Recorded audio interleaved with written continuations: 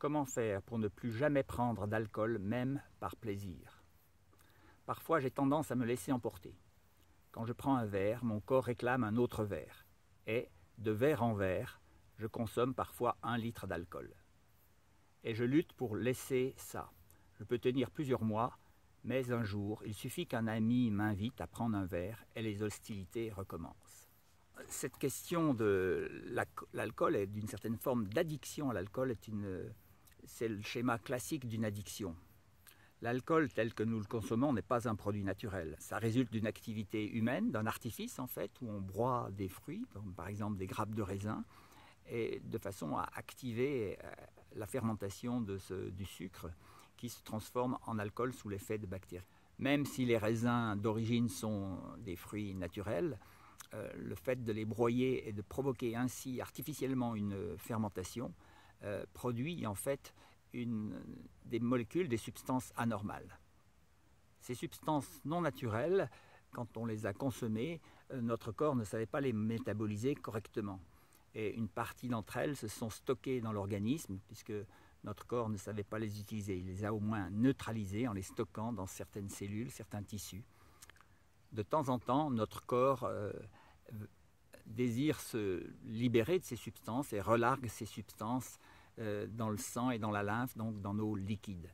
Nos liquides ont tendance à se concentrer alors à ce moment-là dans ces substances, et ces substances par le sang vont voyager dans tout l'organisme, y compris dans le système neurologique, et ils vont entre autres frapper des centres chimiorécepteurs, c'est-à-dire qui sont sensibles en fait à certaines molécules biochimiques, et qui vont activer ce que les neurobiologistes appellent les circuits de la récompense. La circulation de ces toxines, en fait, qui sont des molécules non naturelles issues de l'alcool non naturel produit par l'homme, et bien ces substances, en grand nombre, elles vont en fait stimuler les circuits de la récompense, et c'est, à notre avis, selon l'expérience que nous avons acquise au cours de plus de 50 ans d'alimentation naturelle, c'est la base physiologique en fait de l'addiction.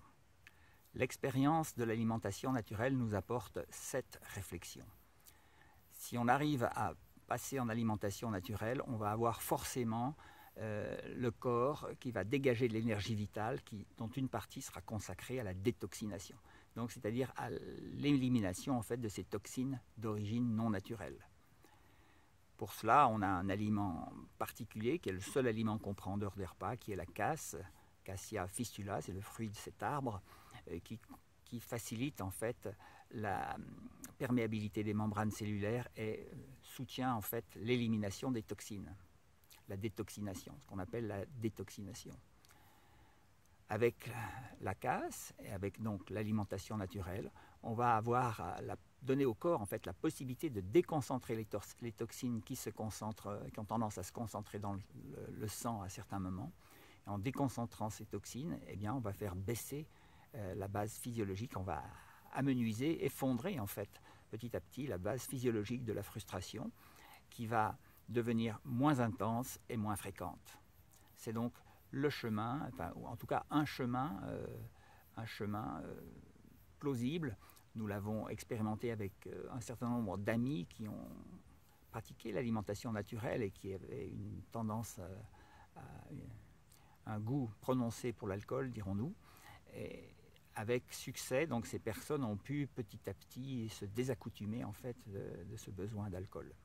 Si la pratique de l'alimentation est effective parallèlement, eh bien, le corps va se nourrir de sucres complexes qu'il va trouver en fait dans les fruits nature.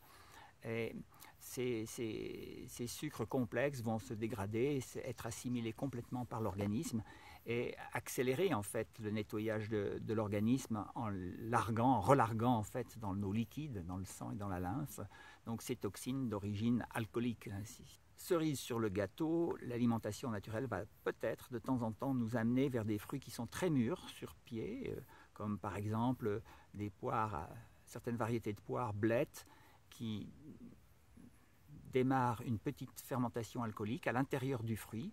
On trouve ça également avec du raisin, dans certaines grappes de raisin qui sont on appelle ça en viticulture les vendanges tardives, hein, des grappes de raisin qui sont restées longtemps, qui ont mûri physiologiquement sur la souche en fait pendant très très longtemps.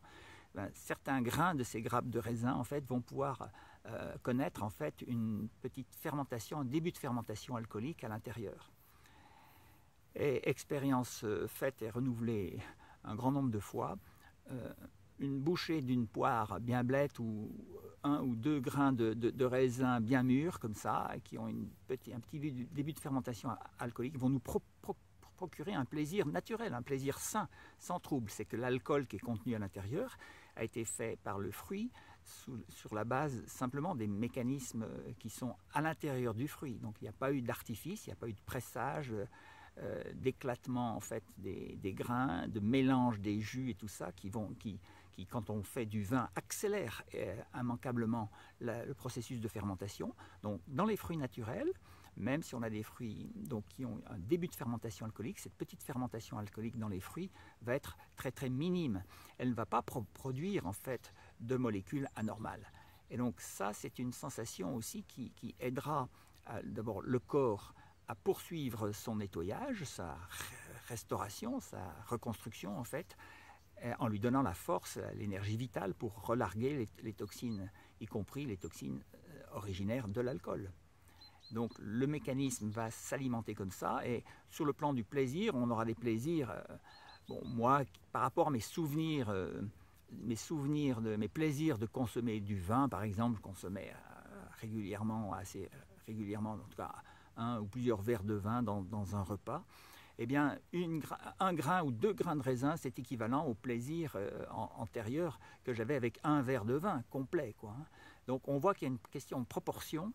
Et l'alimentation naturelle ne nous prive pas de ça. De temps à autre, on pourra tomber sur des fruits très très mûrs qui vont nous apporter cette petite fermentation alcoolique qui va nous rappeler. Et donc évidemment, tout cela, ça va contribuer à gommer, à espacer nos sensations de frustration, à gommer l'intensité des frustrations. Et tout ça va s'emporter, va partir dans le musée des vieilles choses oubliées et inutiles.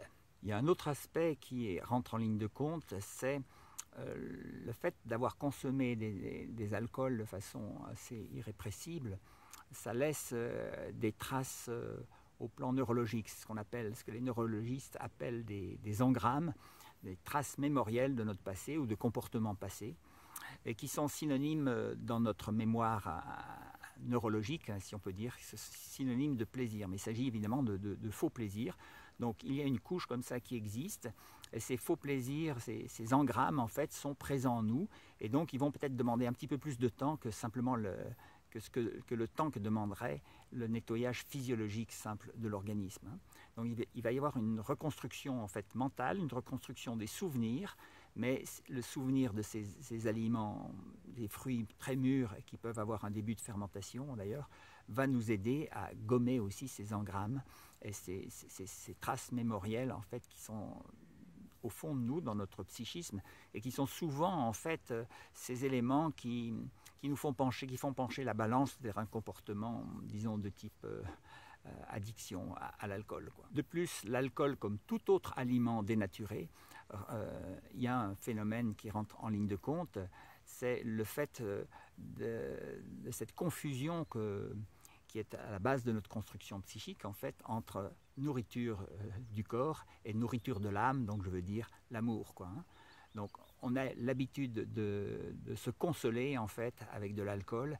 Évidemment, donc c'est quelque chose qui est un plaisir factif, une compensation, c'est une compensation, donc on a raté quelque chose préalablement. Donc il faut être aussi conscient de ce niveau-là, hein. On ne va pas compenser un vide affectif en fait dans l'alcool.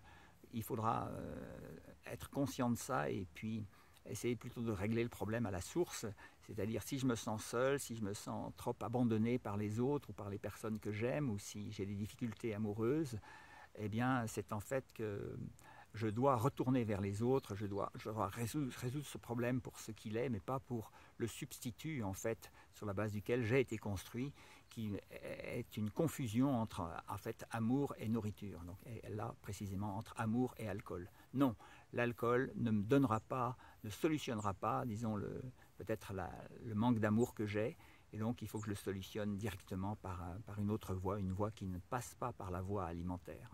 Donc il faut essayer d'être conscient de ce niveau d'intensité, ce niveau de problème qui existe.